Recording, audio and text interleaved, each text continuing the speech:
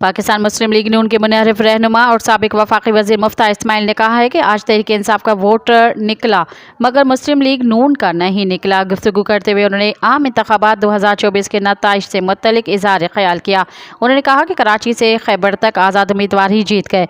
इब्तदाई नताइज में PTI और बाद में रिजल्ट बदल जाना हैरत अंगेज़ है। मुफ्ता इस्माइल का कहना था कि जमहूरी की राय फार्म 47 नहीं है। नवाज शरीफ के हल्के में जमात इस्लामी, पीपल्स पार्टी और JUI को एक वोट भी नहीं मिला।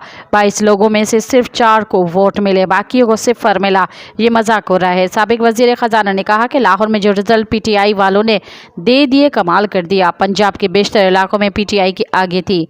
सबको देखना चाहिए कि अवाम ने क्या किया। मज़ीद ख़बरनि ऐं तफ़सीलात लाइ विज़िट कयो असांजी वेबसाइट www.awamiNewsHD.com ऐं ॾिसंदा रहो अवामी न्यूज़ HD।